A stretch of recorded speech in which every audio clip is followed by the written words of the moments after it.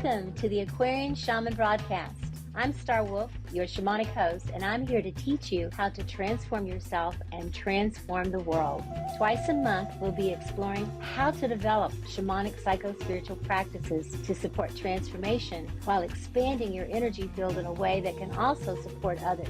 Each episode offers dynamic experiential guidance and teachings on how to safely enter a natural altered state of consciousness using the sacred breath. Additionally, we will discuss the importance of integration and grounding this medicine into your everyday life. Stay tuned. We're about to create authentic, embodied change that will surely grow corn for the future generations.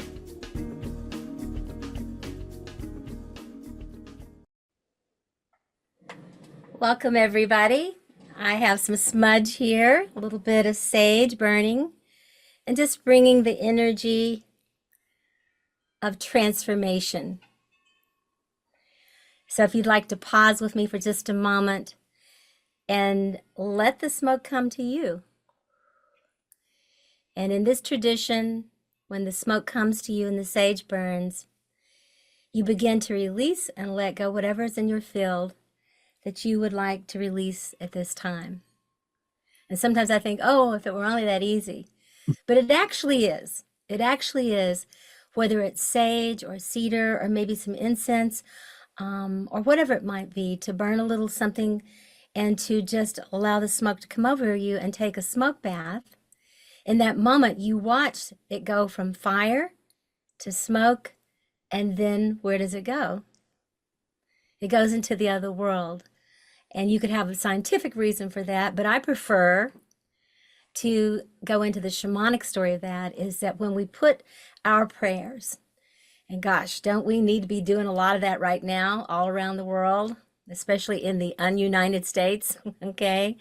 To put those prayers into that smoke and watch it go and trust that it is going to great mystery, that it's going to great spirit, whatever you call that, whatever higher powers you believe in or that believe in you, that we can restore our faith, restore our hope, and restore our determination to stay on our paths and to not let what comes to us to bog us down, but to truly put it into the smoke, to offer it up, and to turn it over. And that doesn't mean that we don't still be busy about our way and doing various things that we can to make changes in this world in a concrete way. But before I can go into the concrete, I really need to go into the more spiritual. I need to go to my heart. I need to know what's the reason why I'm doing, what I'm praying for. And they say, be careful what you ask for and pray for. And I think that's true, that we need to be intentional, that we need to be, and sometimes we may not know. So I have a little safety net, Nita, and that is this or something better. So for me, I figure the universe is hearing me and they're going, oh, that's cute, that's sweet, but this will be even better. So I default and say to the universe, this is what in my highest mind I can imagine, but if you've got something better, I trust that. So with that, I would like to introduce today my very special guest, Nita Gage. And we've known each other many lifetimes, and that's even just in this lifetime, we've had many lifetimes together. But before I bring her on fully, I would like to quickly read just a smidgen of her bio, which could be 10 times longer. But Nita Gage has a doctorate degree in psycho-spiritual psychology from Venus Rising University. She is a master shamanic breathwork facilitator. She is an MA in clinical psychology, a certified shamanic abuse counselor. She is also director of faculty with the Hoffman Institute, which is quite impressive, I might add. Nita has been teaching and facilitating transformational retreats and classes and seminars in the US and Europe, around the world really, since 1998. When she was like 10, I guess, but anyway. She is the author of Women in Storage, which was a great title, How to Reimagine Your Life. And she's also a co-author with me with a book called Soul whispering. Soul whispering, the art of shamanic consciousness in everyday life. And this book is very special to me that we were able to Mm. co-create this book together for a number of reasons. And I'm not going to really go into that right now because it'd take me down a different road, but I just will say that my husband at the time had recently passed, and Nita and I came together and wrote this book. And I feel that writing that book about shamanic consciousness is what helped pull me back from the abyss. So it was a really, the book was saving me too at the time. And I really appreciate that we got to spend some time together, working together and creating this book. And I know you know this, Nita, but just to say this to you again, that many people in Venus Rising's training programs use this book as a textbook for how to become a professional psycho-spiritual teacher or shamanic psycho-spiritual teacher. It's really become their textbook. So I Mm. thank you for all that you contributed to that and all your years of experience. But before we go into all of that and talk about Aquarian Shaman, I just want to welcome you and to just ask you where you are today. What are you up to? Just at a friendly level. What's going on for you? Well, I'm home in Maui right now. I travel a lot. I still work for the Hoffman Institute, and so I just got off a couple of Zoom sessions for that. But I would add, speaking of Hoffman, that we sell the Soul Whispering book in the bookstore there. So it really is a support to people coming out of that deep process as well, which is really cool. And I'm very proud of the work you and I did on that. Yeah, so I'm living my life and missing my grandkids, but getting on with it and happy to be here with you today. Happy to be here. Mm. And Nita, would you share, because there may be some folks who don't know what the Hoffman process is, because it's an amazing organization who's been doing healing work for a long time. I mean, I'm not sure how long, but you probably know, Mm. and has benefited thousands and thousands of people. And would you just go ahead and say the gist of what Hoffman is and what your Mhm. role is and that sort of thing? And just so people know, so that it's not just, oh, Hoffman process, that they really know what it is that you're a big part of. Oh, thank you. Yes, it's over 55 years and it's actually in a few countries around the world, the biggest organizations in America, but it's one of those transformational week-long processes that grew out of work from the early 60s. There was a lot of them, but the Hoffman process kept going. Um, and it's 1 week long. You can go in Connecticut or in Canada or in California. It's deep personal transformation based on the notion that we develop coping strategies as young children to fit into our family, our culture, which is really pretty much defined by our parents at a very, very young age. It's sort of pre-verbal. We develop these coping strategies, and then over time, we get really entrenched in them and we think they're our personality. And at some point, they're not working anymore. And so that's kind of the basis of what happens. And then it's a deep dive into unlearning and finding out who you really are from a spirit level. Um, I like to say, from my perspective, that it's its own version of a shamanic journey. Yes, it It's sounds if like a you soul retrieval. Totally. I often use those terms, and it's really helpful to a lot of people that it's really going back and understanding who those lost soul pieces are and who you are with those lost soul pieces, but then stepping into big responsibility and being a grown up, which I think Mm. this world really needs. I think for me, if there's an elevator speech, that Hoffman process is about growing your ass up and taking responsibility and stop whining about what you didn't have the perfect childhood or whatever it was. Now that's a little facetious, but there's some Yeah, truth. But before you can really do that, you know this, Star. Before you can do that in any kind of family of origin work, you have to first allow yourself to feel the pain, right? And right. this is what shamanic breath works about. It's what family of origin works about. You feel the pain, and then you go into the forgiveness.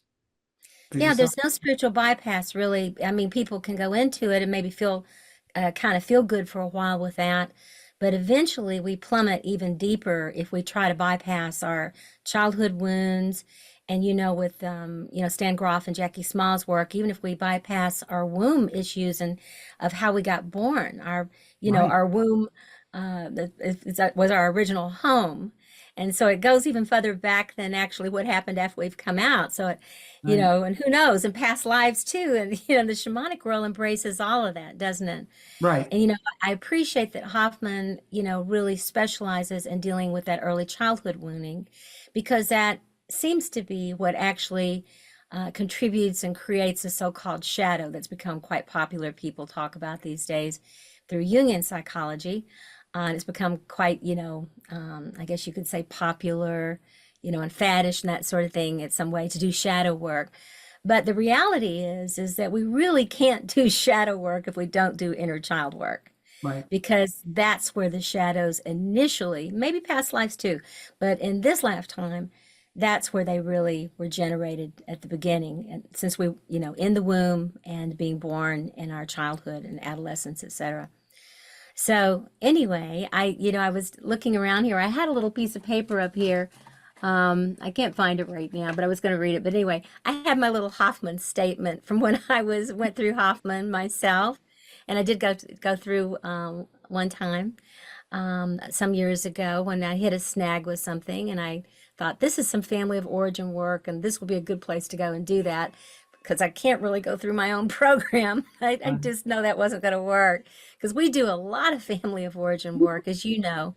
Mhm. Here at Venus Rising, our SHIP program, Family of Origin is actually the second initiation, and it's a powerful initiation and teaching that we do. And people say to me, why do I have to do family of origin work? I thought this was going to be a shamanic program where I was going to learn shamanic things. And I'm like, name me one more thing that's more shamanic than your family. Even if it's the most wonderful family in the world. What's Right. more, what could possibly more shamanic than being in your mama's womb, coming out, your birth process, and then from then on through your childhood to your adulthood? So I don't know that that many programs really, Nita, like Hoffman and like Venus Rising.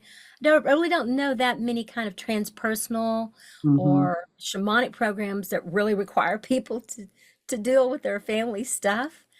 But I think we could look actually at the political world right now and imagine the childhoods of those people.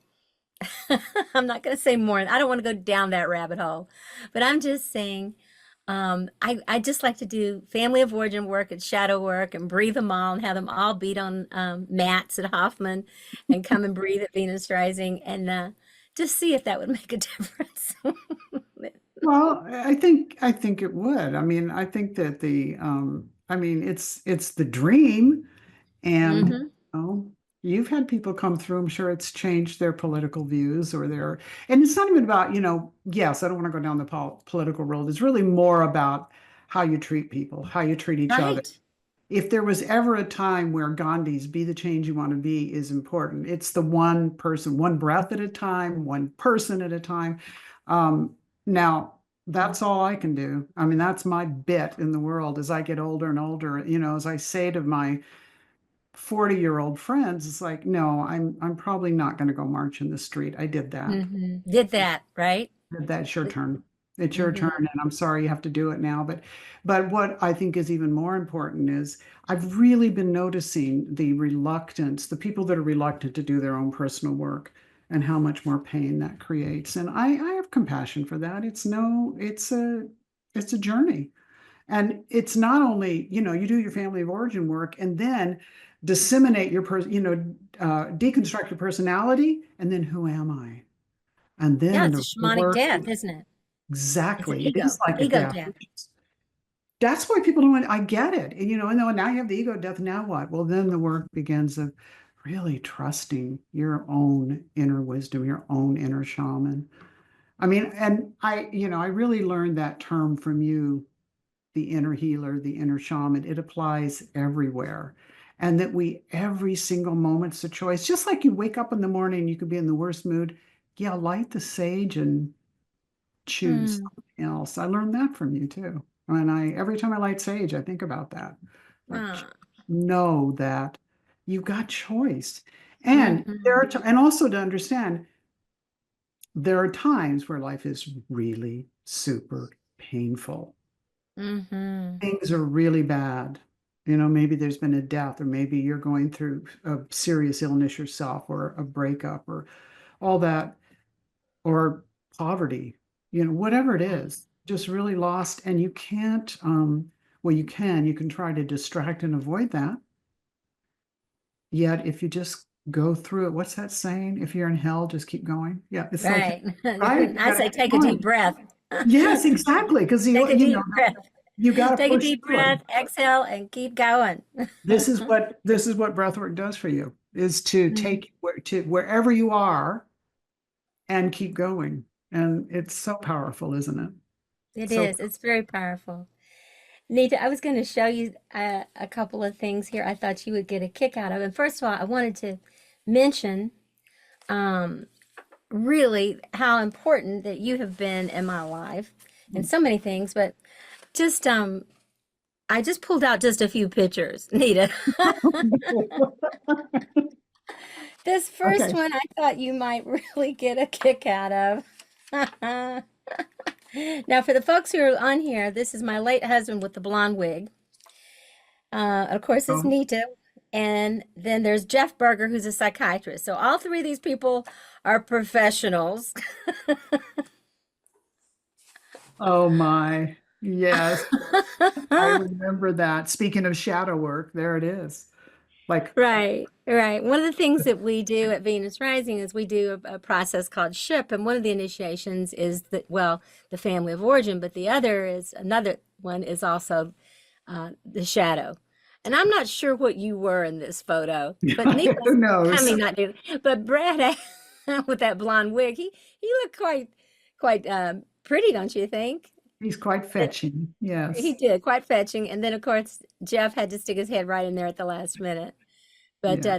the reason I showed that picture really was because it was one of our very first trainings with Venus Rising, and uh, with a new program of SHIP at that time. Hmm, But I'm trying to even think. Venus Rising is, you said Hoffman's 55. I think you said Venus Rising's headed towards 40.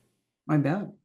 So Yeah. collectively, between Hoffman and Venus Rising, we have almost 100 years of energy here with these two organizations that have been keeping the faith and trying to help people grow up, Yeah. and also not just grow up, but to really grow up into the light of the divine being and to have that beloved connection to great mystery, great spirit, God, goddess of your understanding. And I know that Hoffman has a really sincere, strong movement towards that, and to the higher power of your choice, much Mhm. like the 12-step program does. And it's the same thing that we do with Venus Rising, and we talk about um, finding your beloved, that your beloved can be your dog and your mate and your home and your whatever, your sacred purpose and all that. But what is the energy behind it? And the energy is something that's um, really supernatural, supernature. There's water, earth, fire, and air, and then there's supernature, there's the Mhm. supernatural. And that when we lose touch with the supernature or the supernatural spirit, something bigger than ourselves, there's a way in where, especially things like that's going on in the world right now, there can be a real sense of hopelessness. There Right. can be a real sense of despair, fear, rage. And those emotions are all valid. They're all important. We're not trying to spiritual bypass. We're not saying that those are bad feelings and we shouldn't feel them. But I know that we also don't want to walk around carrying that all day long, every day. That's why we breathe. That's why we beat on the pillows. That's why we do the work to really do soul retrieval and extraction work, to let go energies that are attaching them to ourselves. So when you have organizations like Hoffman, like Venus Rising, um, there's really, a meaning to everything that we're doing. Mm, There's a map, and we're looking to take people on a journey to help them go through a symbolic death and rebirth. hmm hmm And that's, again, you've been there from the beginning when we first um, started doing this. So I'm going to back way up for a moment. Okay. I'm going to back way up if you don't mind. Um, Gosh, I don't know how long this was. Maybe you'll remember meeting our first meeting. And I believe it was in Dahlonega, Georgia, at It Yasikia. was actually in Park City, Oh, was Utah. that the first one? Mhm. Oh my gosh, I didn't realize that. Yeah, and then Dahlonega. Yeah. And you had an amazing experience at Dahlonega, Georgia. First, for people who do not know, Nita and I met at events that were sponsored by Yasikia Institute, it's no longer a functioning institution. But at the time, and for a very long time, Jacqueline Small, who I just actually spoke to a few months ago, we had a 2 hour conversation. And I hate to say it, but it was so funny. Jackie is so cute. And she's just like, now don't tell people how old I am. So I'm not going to say how old Jackie is. She's older than us. Yeah. And was our teacher. Let's put it that way. But anyway, she is so adorable. And but anyway, and she remembered you. And I said, Mm, mentioned your name. She remembered you. She said, oh, give her my love. That sort mm, of thing. So she's a Southern Belle, and she's a sweetheart. But Jacqueline is also an incredible mystic. Incredible mystic. And if she called people to come, they would show up. Jeremiah, Abrams, who wrote The Shadow, showed up. Marion Woodman, mhm, wonderful mhm, teacher, showed up. Ram Dass, she said Ram Dass, he came. Anybody that she would invite, they loved her and they would come and be with us. And we were so fortunate to have that. But during the time that, I would call it for me, I was doing deep levels of healing during that time. And I loved it because she was the first person that I ever heard say, um, the teaching is the healing and the healing is the teaching. And because I felt like I was really messed up, and I kind of was, even though I was a therapist. And for the first time, I had a place as a therapist where I could get some healing. And while I was going through the training, and luckily I met other people in these events who were also there to do the training, but also knew they were there to do the healing. So I would love it if you would speak a little bit about your time and your first experiences coming in with your Psyche and Jackie and with me and with others, and what that was like for you.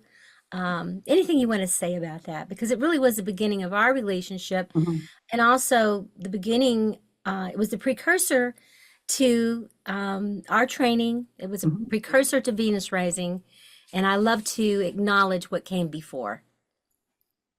Okay, I'm going to keep the preamble really short so I can talk about it. But the preamble is that I had been through a lot of therapy, and I've been trained as a psychoanalyst by, some pretty remarkable people.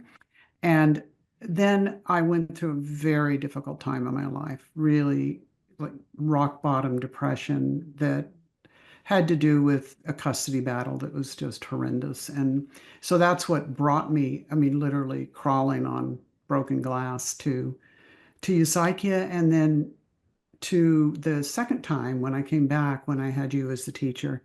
Um, it was, I remember sitting in an opening circle, just really talking about, people were talking about, oh, I'm so happy to be here, discovering this and that. At least this is my memory of it. And they all seemed so buoyant. And I was like, oh my God, I just hate myself and I want to die. That's where I was, right? Yeah, And so it was a 2 week program, by the way. right. Amazing. Nobody would do that these days, but it was 2 weeks.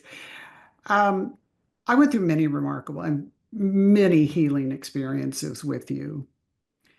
But I think the most profound one was a very shamanic experience of finding our power animals. Mm. You just led us on a really lovely journey with drumming to discover our own power animals. And I I think I already had it a lot in my body, indigenous, especially Native American teachings. Um, so Yeah, say something about that, about your childhood there. I grew up on a reservation. So my father worked for the government, so I was just surrounded by amazing, amazing grandmother teachers, one in particular, and I didn't know it at the time. It was just my life, you know.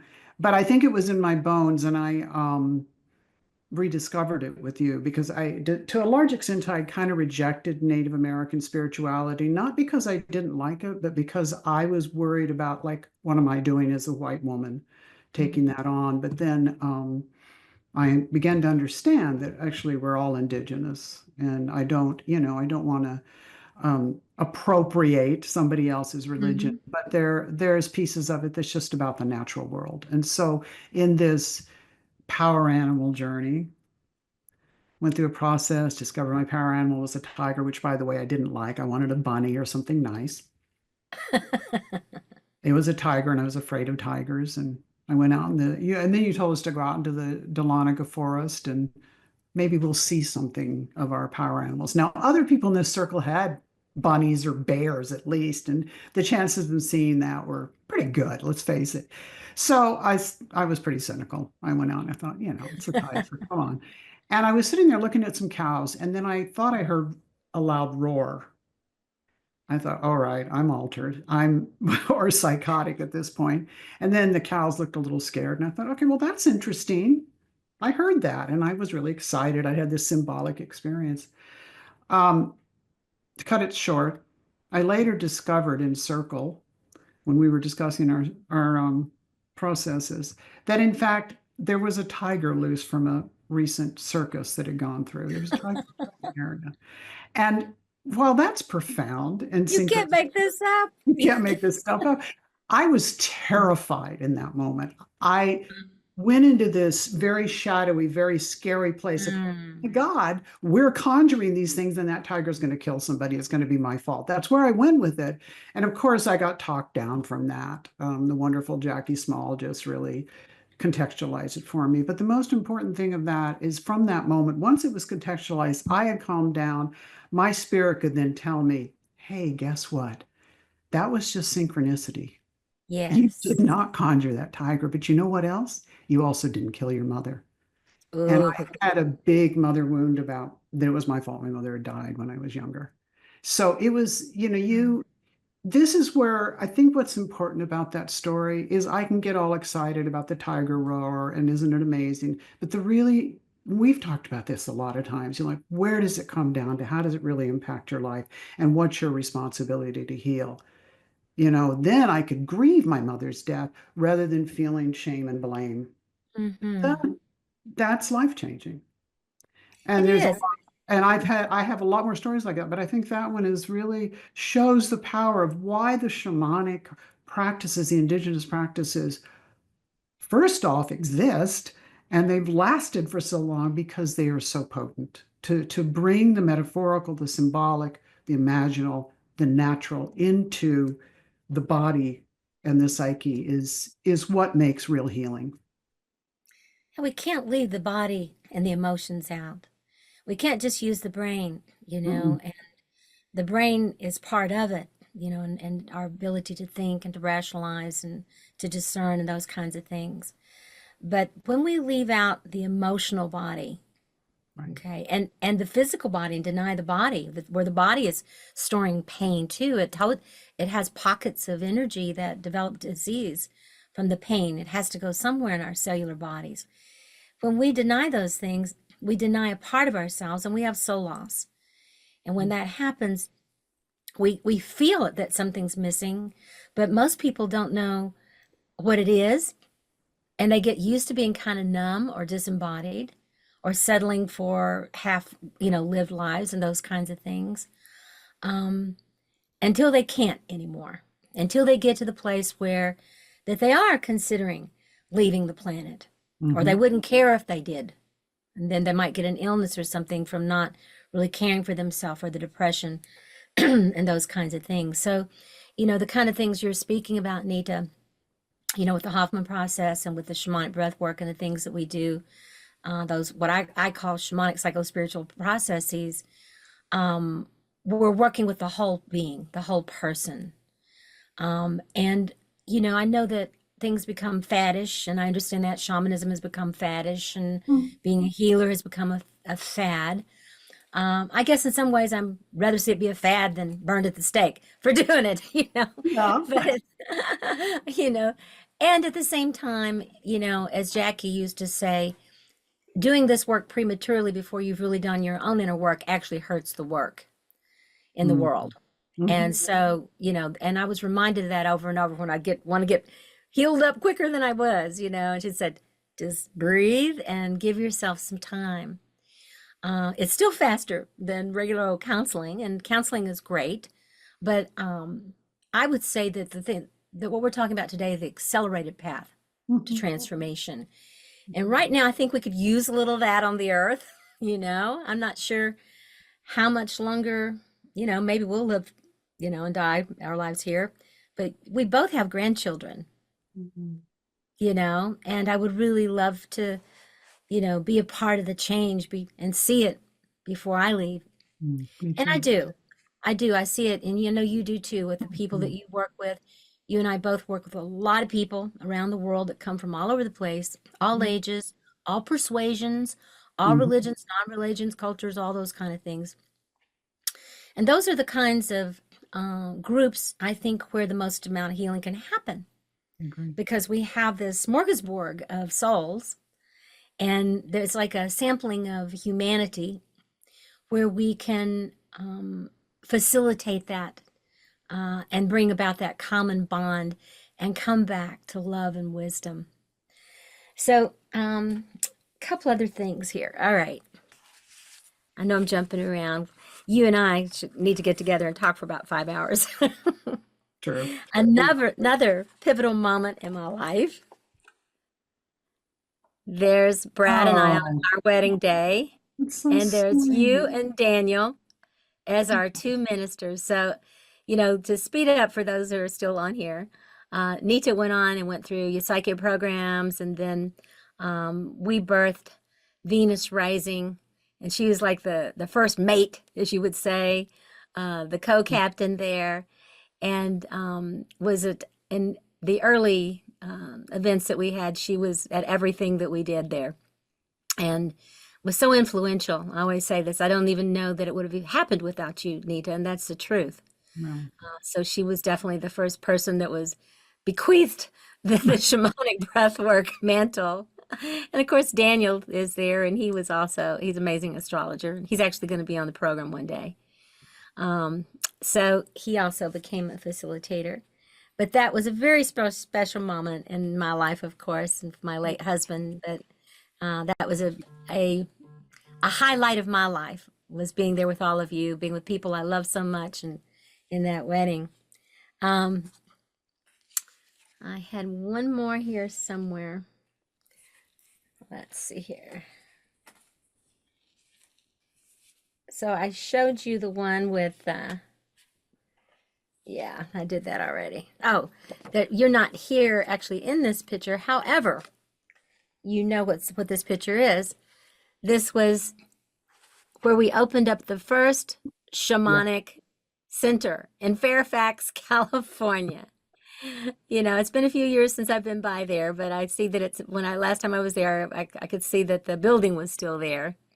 And, but we did different, offerings up there. And one of the cool things for me, being a person coming from a small town, that actually, thought that I was an agent of the devil in Kentucky for doing this kind of work. It was wonderful to go to the Bay Area and to actually have the mayor, if you remember, Yeah, I the mayor remember. came and cut a pink ribbon and brought flowers. And I thought, boy, this is a long ways from Madisonville, Kentucky.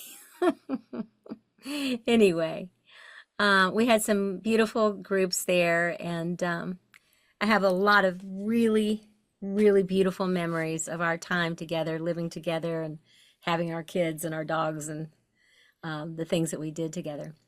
Yeah, I do as well.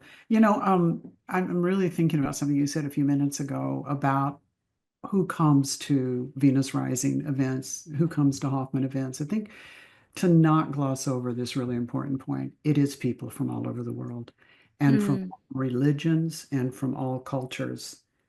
And this is I just think it's so profound to bring that forward, to know that you people, I know your experience is similar to mine, that they're in the room, they're doing their own personal work, they're touching into their deep inner healers, their own spirits and the divine, and all the things that the differences and the identities are important, but they're not hmm at odds with each other in those settings. And it's profound. It's what's really needed in the world.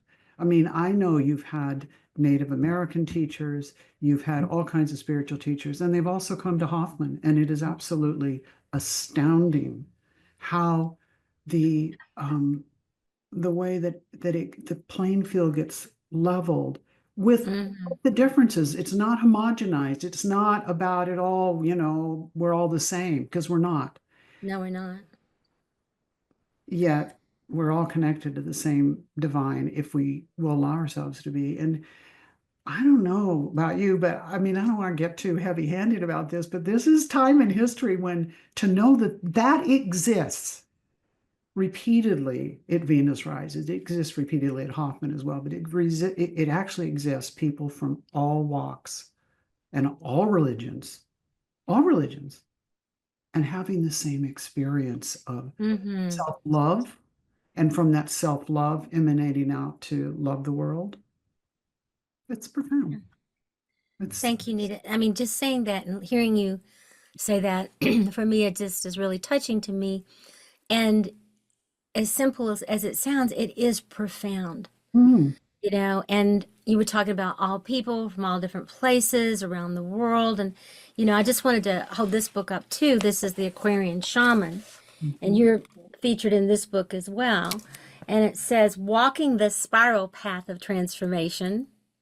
And that was something, again, too, that you were there and present with as we were developing that concept, that it didn't just travel, life doesn't just travel in a circle or a linear path, but that it was a spiral path made up of elemental energies, which is shamanic, of mm, water and earth and fire and air and spirit, and that we belong to the earth as well as to the other dimensions, and that we're here for a purpose, that we're not born in sin, that we're born in blessing, and that a lot of stuff happens here that needs healing and transformation, that it's something human beings that seems to have agreed to come here and experience. But in this book, one of the things I wanted to do, at first I almost didn't call it Aquarian Shaman because, New Age gets such a bad rap and being woke and all those kinds of things. And I understand that. I mean, I must admit, part of my shadow is that I get annoyed with people that I feel are in spiritual bypass. I may love them. I try to be kind, but I gently try to edge them a little bit more to the shadow so that they can really deal with what's hidden and why they need to leap over their pain and go straight into spirit. And when you leap over something, you've leapt over something. You've left it and it's still there. It's still in the shadows and it's still pulling the strings in your life. Hoffman knows that. Venus Rising knows that. Shadow work knows that. Jungian work knows that. Psychoanalysis knows that. If we don't pay attention to what we've pushed into the darkness, it will simply grow. And I feel that that's what we're witnessing here in this country, in the United States, but around the world. mhm. And it's not new. We from probably from the beginning of time, but right now it's rearing its head, and its fangs in a very strong way. So it's really in my consciousness right now. And I find it interesting that this book is coming out now. I've been trying to write this book for 15 years, Oh, but and I didn't plan it to come out at this time, but it has. And now with Transformation Network, our program is Aquarian Shaman. Oh, And the message for me around this is that it's time for everybody. yeah. It's time for everybody to remember their shamanic roots. Like you said, we all belong to this earth, every one of us. We may have come from Mars or Venus, or as the guy used to say about women from Venus and men from Mars. We may be from other dimensions in the fifth dimension, and people are talking about the 12th dimension. But as my mammy used to say, by golly, you're here now. So we're here now. And Ram Dass would say, be here now. And if we're being here now, what does it mean? What does it mean to embrace the Aquarian energy? What does it mean to embrace our own love for this earth, for this indigenous, beautiful earth, for the shamans within ourselves? For me, this book is all about, and this energy is all about, it's the same thing again, growing up and standing in the light. And I hear Jackie Small's words, standing in the light of our true being, of who it is we really are and who we've come here to be. It's that simple. It's not about, I have my feathers, I have my things. A feather is not required. All it's required is an open mind, an open heart, and a willingness to do our inner work, to find the places, such as Hoffman, such as Venus Rising, and there's others, but not just running away to just a retreat. And I don't mean to say just running away, but, just going from retreat to retreat to retreat, into workshop and workshop and workshop, and becoming kind of a workshop junkie almost, and getting high. And then, oh, I need another one. I need another kirtan. I need another cacao ceremony. I need another, even breath work. I need another breath work, whatever it is. I need another therapy session. At some point, you have to live your life. Right. Or not, but at some point, I just feel like, um, to keep breathing, to keep doing the inner work is a part of what we do. But living your life just in workshops Yeah. is not living your life. So, in this, and I want to come back to you around that, but I was just wanted to show that in here, and I'm not going to show everybody in here, but you're in here. Where are you? There you are, looking very suave with your sunglasses down there. I see it. Yeah, there you go. But there's all these wonderful people. I have highlighted 40 people, different nationalities, different ages, different, lots of differences. But of all people who've all come through Venus Risings programs or been a part of it, or staff, or, those kinds of things, which required them to come through, and who've gone out in the world and who are doing wonderful things in the world. Maybe some were doing before, but almost all are now, if they weren't before. And how they have picked up the mantle, if you will, of their own inner Aquarian shaman to go be that change that they wish to be, and to carry that message.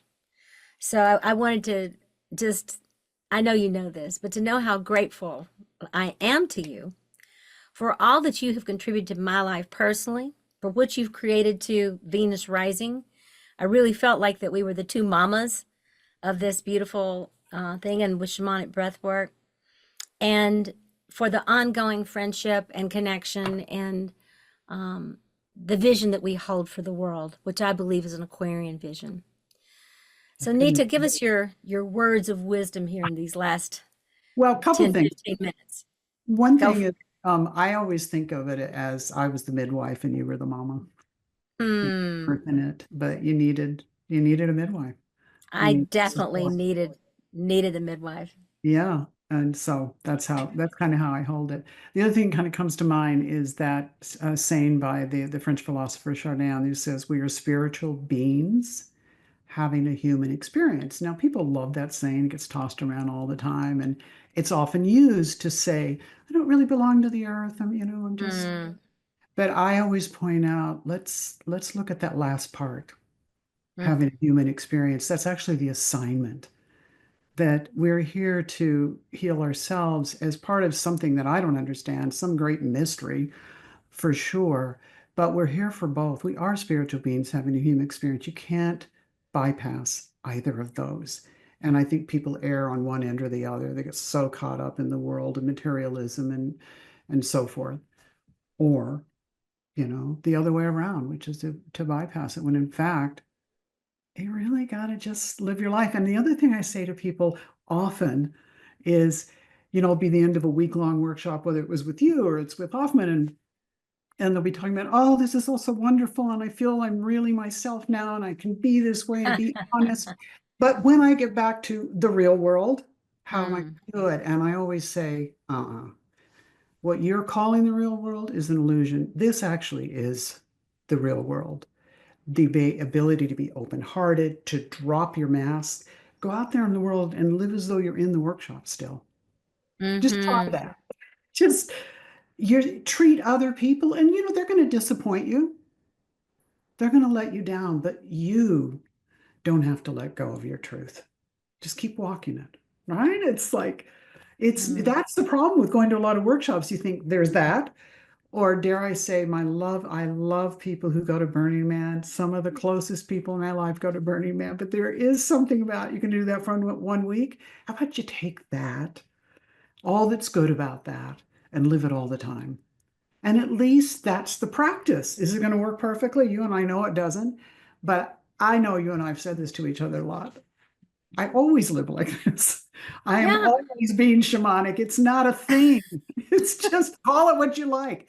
But it's about living in your body and in your truth, and embodying that spiritual being and all of your emotional truth, and owning when you fuck up. Excuse me, I probably shouldn't say that. When you just really mess it up and have to make amends to other people and yourself, but live Yeah. from your truth, your embodied truth.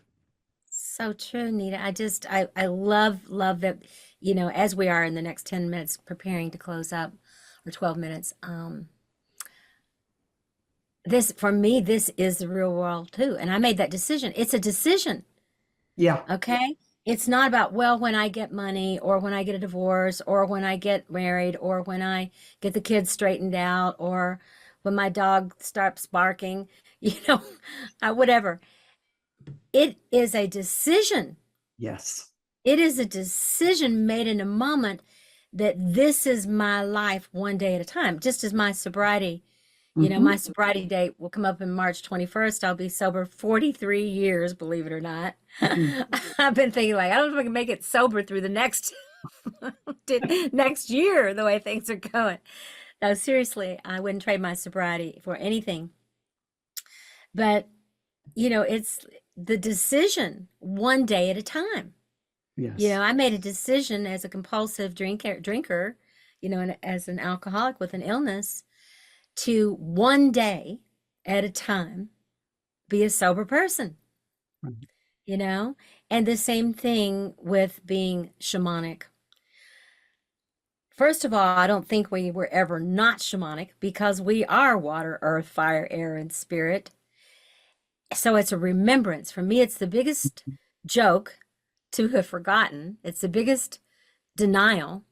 And it's the biggest soul retrieval to remember how much we belong to this earth, and Yeah. that the Creator gave us a beautiful spirit to put on the clothing of water and earth and fire and air, these elemental bodies, and to have this incredible experience of being human. I do pray that we're evolving from human beings to humane beings. That's my truest prayer. And I think that we're in transition, that we're kind of in the caterpillar gooey ooey stage. Mm. And I'm praying that when those imaginal cells, that we're going to evolve into, that really mystical image of the butterfly that has gone through that huge death and transformation and metamorphosis. And I still call it a leftover from the 60s. I still have hope, Well, me you know. too. I Mhm. still, and for me, with my last breath, I hope that I can still say, I hope. And Yeah. and it's more than hope. It's action. And what we do every day, how we live our lives, how we choose to live our lives. And that's the thing that I admire about you, Nita. one of the biggest things is I admire the choices you've made for yourself and some really, you know, you're not a stranger to making really difficult decisions that would change your life radically at different times and disappoint people or whatever in order to be true to yourself. Mhm. Yeah, it's really the thing about living from your truth every day is there are sacrifices. You've made them, I've made them. And I even hesitate to advise people to do it because it's not an easy road. I mean, but the hero or heroine's journey is not yet. I was just having this conversation with somebody recently, like, why bother to live like this? Why bother to live and try to be in truth all the time or to step into what's honestly there? Why bother? Is it really better than the person who doesn't do that? Well, I, I don't know for sure, but I can tell you that I am a very happy, healthy 74-year-old and very glad to be alive. And I choose, it's a choice, it's a decision, and the decision involves a choice every single day. And sometimes that choice is to do nothing and suffer and be patient, right? It's not like, oh, I'm going to choose to go on the roller coaster every day at all. It involves that choice too, but it's always a choice. It's never because I'm a victim of my circumstance. I mean, at least now. I mean, I used to think I was. So the choice, what you're bringing up about decisions and choice, it's key. There's sacrifice, there's joy, there's love, there's misery, there's death, there's rebirth. Yeah, it's beautiful life if you choose And it to you, be. yes, and you and I both know what codependency looks like. Yeah. And there's a difference between codependent behavior where we're unconsciously giving in order to get and to be loved. Um, for where the difference between that and true planetary service. And that doesn't mean that we still don't want people to love us or do things to make people love us, which is impossible anyway, but we can still try. But that the actions, and I know this is true for you, and I know it's true for me, that the actions that we're taking all the way back from, our teen years to our 70s. I'll be 73 this year Yeah. and going strong. We're still going strong. And that is, there's a way in which we're still that 17-year-old. Yeah. We're still that 37-year-old. We're still that 57-year-old. All those things live within us. And all the things that we have dedicated ourselves to consciousness. I'm grateful for the era that I grew up in, which was all about awakening consciousness. And I'm grateful that I found more depth in that consciousness along the way through my own shamanic deaths and rebirths. And I'm grateful for the good friends and especially you, Nita, that, my higher power placed in my life at the exact right moment. Mm. I like to think that that happened for both of us. It was a mutual love and support and ongoing. So for me, having you here today is really important to me. I wanted to acknowledge and honor you. There's no one really, quite honestly, other than, you know, my immediate love and family that you're right there with that in my world. And so I feel so fortunate to know you. And I thank God that our paths have crossed and will continue to cross. And yeah, you're an Aquarian shaman, Nita, if anybody is. And I thank you love for that. that. I'm so grateful to be here with you right now and throughout our life. So thank you so much for having me and having me in Mm, your life.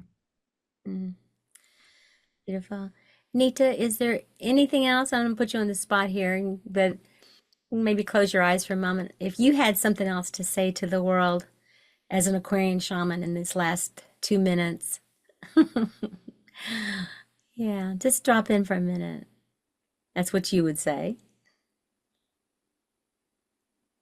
Yeah, so what comes up is you keep going, it gets better. You'll get through your life. If there's anyone out there that's feeling that It's not worth it. It is. Constantly be true to yourself, come from love, and stay with the pain without wallowing in it. And allow, Mm. no, it does get better. It gets better. There is happiness out there for you if you want to choose it. Thank you, Nita. I love you Love you so too. much. Thank you so much for being here. Thank you for being Aquarian shaman and all that you are. And I just want to acknowledge again that this is the Transformation Network, that this is the Aquarian shaman, and that I feel so honored and privileged to have this beautiful friend and soul here.